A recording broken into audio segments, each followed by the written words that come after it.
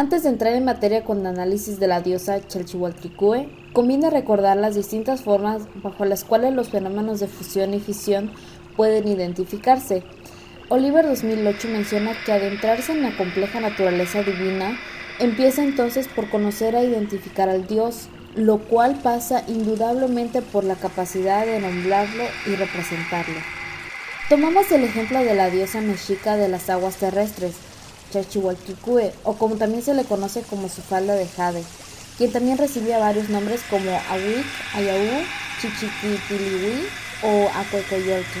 Todos estos nombres se refieren al agua bajo distintas formas o realizando diversas acciones.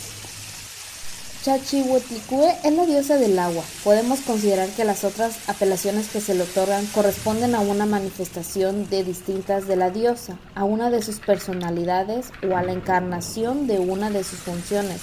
Por ejemplo, Ayahu puede entenderse como el apocope de Ayahuiltz, que significa niebla o bruma, mientras que Chichiquipilihui y Acuecueyoltl significa que evoca las olas y el movimiento ondulatorio del agua. Algo que hay que saber es que los nombres como Atlantonán, Chalchihualticue, Iztac Chalchihualticue, Matlalcueye, entre muchas otras apelaciones asociadas a la deidad que podríamos llamar genéricamente diosa del agua o diosa de los líquidos, no solo son reveladores de la naturaleza plural y proteiformes de la diosa, sino que también permiten a un contexto enunciativo, ritual, mítico o geográfico diferente que tiene que ser considerado.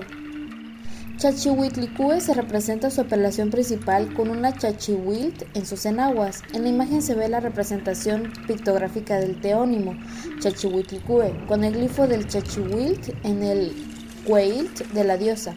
En 2020, Daniela Debout elaboró una lista de los atributos divinos de Chalchihuitlicue con el fin de desarrollar un método de análisis de dichos elementos.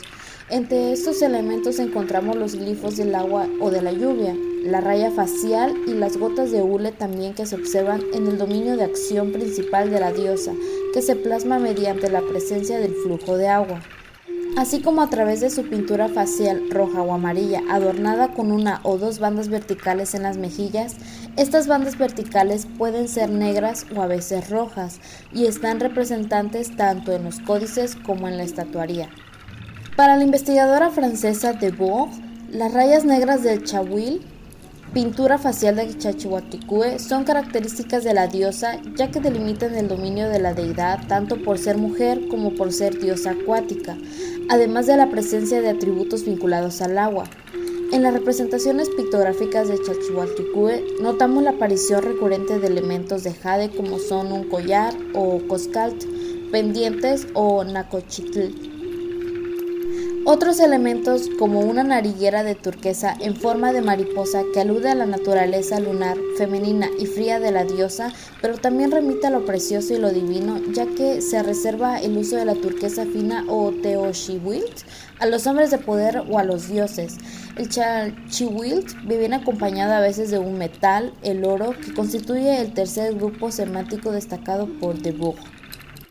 También se puede mencionar los reptiles, los cuales forman parte de los elementos pictográficos recurrentes en las representaciones de la diosa, ya que pueden llevar un ornamento nasal o un yelmo que toma la apariencia del reptil. Varias láminas representan a la diosa con un ornamento nasal en forma de serpiente bicéfala. Finalmente, las plumas de Quetzal, que es importante atributo de la diosa, indican su vínculo con la prosperidad y con la fertilidad agrícola. Chalchihualticue lleva también un imponente amecuechpatli, un ornamento de papel plisado colocado en la nuca que es característico de los dioses acuáticos. Entre otros elementos notamos el atributo de su cabeza parecido a una diadema o banda frontal y compuesto por uno o varios rangos de cuentas que remiten probablemente a piedras verdes o pequeñas borlas. A este elemento se asocia otro atributo característico de la deidad, las dos grandes borlas colgantes que se enmarcan su rostro y que se parecen a las que adornan el quechquemilt de la divinidad. Si comparamos las piezas del Museo de Cubalín estudiadas por Leonardo López Luján y Marie-France Bouvet con otras representaciones de Chalchihualticue, tal como la del Museo de Berlín, observamos que los elementos coinciden. Como conclusión, ¿quién es Chalchihualticue?